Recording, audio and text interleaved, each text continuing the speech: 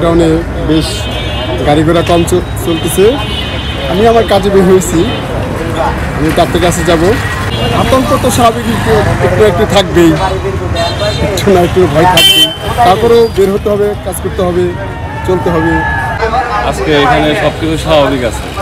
হ্যাঁ, আপনার এখানে কোনো গণ্ডগোল নাই, কোনো অগ্নিসংযোগ নাই, সব কিছু নর্মাল এবং স্বাভাবিক আছে।